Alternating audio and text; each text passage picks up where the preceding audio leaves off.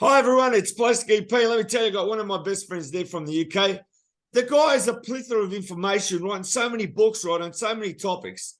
And let me tell you, here's his latest book, Breathless, on Jerry Lee Lewis. I was going to say Jerry G. Lewis. Anyway, how are you today, Peter? Pretty good, pretty good. I want to tell you, this is a fantastic book, man. It just arrived. I can't wait to read it because there's Thank you. so many interviews happening, but what a great book. You know, how long did it take you to write this one? Believe it or not, about 2 months. So after our last interview, you just wrote this book. Is that right? Well, what happened, Weird? I've been a Jerry Lee Lewis fan really for a good 40 odd years, 45 years, and went to a lot of his concerts, saw him 36 times and all that. But a couple of things happened. I hadn't listened to him quite so much in recent years, but then in October he died, and then in January it was my 60th birthday. So reaching 60 and one of your heroes dies, I start looking back a bit more, looking at old photos, listening. I thought, let's do a book, let's see if I can do it. And I did it. I was working from 6 a.m. to 10 p.m. for 2 months solid. Really, really hard work. But I'm pleased with it. And that was after our last interview, yeah? Yeah, that was since Undercover, the Rolling Stones book. Yeah. All I can say is great balls of fire. This one. How much research did you have to do for this one? Because you obviously know everything about him. I pretty much knew a good 80% of it. I had written down on notes and things, and I knew quite a bit. But I did research, like who did the original versions and who covered the songs and things like that. That took a bit more research, but a lot of it I did know. Yeah. Do you watch a lot of his clips on YouTube? I mean, how great is it when he started? He was like a man out of control. Oh yeah. I've been collecting. I was collecting these in the VHS days back in the 80s and 90s. Yeah, I've got a massive collection. Yeah, so yeah. And then what happens? I just want to get this straight. He married his cousin, and then he went to England, and that's where his career sort of like fell down. Is that right? What's the story there? Yeah, well, what happened with it? He married her in late '57, but he actually went to Australia in early 1958. I believe it was January or February with Buddy Holly. And that was a successful tour, and he kept that because it was all kept hushed. But then he took her with him to London in May 1958, and all these journalists were all around him. Tell us, Jerry, what it's like to be here. Blah blah blah. And then the journalist at the back think, who's this girl here? And then started talking to her, thought it was just a sister or something. And she said, I'm Jerry Lee's wife. And he was like, oh, come over here, we need to chat. And that absolute disaster. And it ruined his career for 10 years in America, all around the world. Yeah. I mean, that's a fascinating story in itself. It must be in a movie. All that's in a movie. Yeah, and apparently then he had a lot of that movie's exagerated. I must admit. I think Dennis agree. Quaid did a bad job. And then what happened? He had a problem with Elvis at one stage. He went down to Graceland or something. Do you remember that one? Yeah. With a gun or something? Is that right? That was in 1976. Yeah, I think Jerry had one too many, or probably 10 too many. But yeah, and then got in his Cadillac and crashed it. Apparently, crashed it into the Graceland's gates. And then there was a new security guard there who didn't recognise Jerry Lee Lewis and thought, "Oh, this is someone trying to break in," and called the cops, and he got arrested. Yeah. Who was the one who went down there with a gun or something? That was Jerry Lee. Well, he had a gun. According to Jerry Lee's latest story, he had a gun on the dashboard.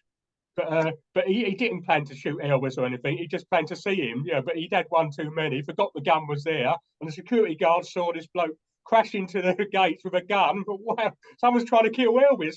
Call the cops. I know a lot of things are exaggerated, aren't they? Yeah, exactly. I mean, that's rock and roll, isn't it? Without that, you wouldn't have rock and roll. Yeah. That Great Ball of Fire, that's one of my favourite songs. I got to say, that to me is signature tune. Do you agree with that?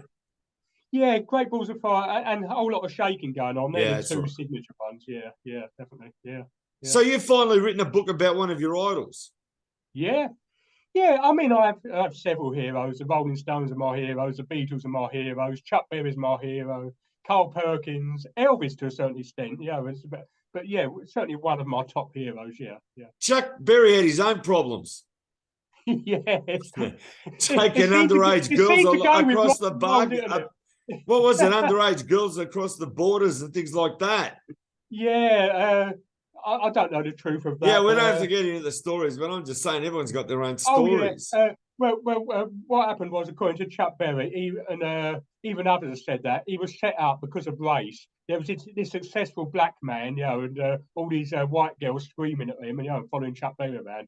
And it was a bit of a setup. It does seem, Yeah. So nobody knows their rock and roll lifestyle, as I said. So I mean, who knows? They're living the dream. And the amazing thing about Jerry Lee Lewis, Chuck Berry, and Little Richard, they were still performing in their 80s, still doing great shows. I mean, Chuck Berry's duck walking across the stage at 81. It's like, what? Yeah, but so are the Rolling Stones. I'll be changing the name to the Rolling Bones. Well, they're amazing. I mean, look at Mick Jagger. I mean, he still sounds the same. Mick Jagger is fantastic, and he'll be. I know, but I'm just saying people like cracking jokes. You know what I mean? You got to crack some jokes to have a laugh. Oh yeah, and Paul McCartney's still great. I know he's great. He's fantastic. He's still fantastic. Yeah, so yeah. Still going. Yeah. Ringo's still going. Yeah, exactly. 80's just a number. It really is. Mickey Dolenz is still going there. He's touring in the US now. He's doing Headquarters.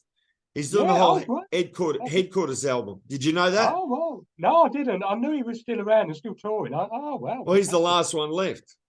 Yeah, I did know that, unfortunately. Yeah. Now, I've got to ask, where can they get this fantastic book now? Where's it available? Go through all your links and tell us wherever they can buy the book. Well, Amazon, any Amazon store in the world, really. UK, USA, Australia. Yeah. You do know that Jerry Lewis toured Australia 5 times. He went in 58, 60, 70, 79, and 89. But if you want to laugh, Google on YouTube Jerry Lewis on the Don Lane Show. Yeah, I got the Don Lane Show. Yeah, he was on the Don Lane Show in 1979, and he was so drunk he can barely stand up. It's the most drunken performance he ever did. It's hilarious, but yeah. I got to say, I missed some of his concert because no one's meant to know, right? But I was born in 1958. Oh, right. You got 5 years on me. I was born 63. So yeah. I never say my age. No. But anyway, now tell me, what have you got planned? There's a little secret book that you're starting to write now. You're halfway through it. Just tell everyone what the topic's about. You don't have to go into details. Yeah. Well, what happened was, following the Rolling Stones one, I wanted something Beatles related, but I think I've come up with a bit of a new angle. But it was quite involved. I've already interviewed about 50 people. And then I took a break from it to write the Jerry Lewis stuff. That's how I have a rest. I write another book. And then I wrote that, and then I'll finish the Beatles book. That'll probably be, I'm taking it a bit easy for a month or two, but probably late summer or early autumn. So, it's something I'm excited about. Yeah. I can't say too much about it. As soon as the book's done, just tell me, let's do another show on the Beatle book. It sounds fascinating to me. Of course. We'll do. Now, Peter, I want you to tell everybody about all the other books, right? Just mention some of the best-selling titles, and again, where they can buy those other books you got, what topics they are, because they're fascinating. I did 2 on Top and Pops, which is a big UK show. I did 1 on Shindig, which we spoke about last time. That's great. Yeah, and a couple of others on TV.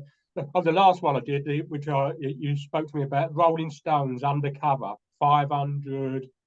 There's 500 cover versions of Rolling Stones songs. I can't remember the exact title, but yeah, and that didn't do much, actually. Surprisingly, it got great reviews, but it didn't sell a great deal. This has already sold 3 times as much as the Rolling Stones book. I never know what's going to sell and what doesn't, but it's just the way it goes, isn't it? So what, the Jerry Lewis book is going on fire, is it? It really is, yeah. Excuse the pun, yeah. It really is on fire. Great balls on fire. And it's leaving me breathless, yeah. All right, as soon as you write your other book, get on to me and let's get out there. Go out there and buy Peter's books, as I tell you, it's fantastic. This one, you can't go past it. It's already selling, as you said. Peter Chesterfield, Breathless, Jerry Lee Lewis. I'm a big fan of Jerry Lee Lewis. This is fantastic. Look, just pages to read, man. I love it. Thank you. All right, thank you again, Peter. Thank you. Thank you as always.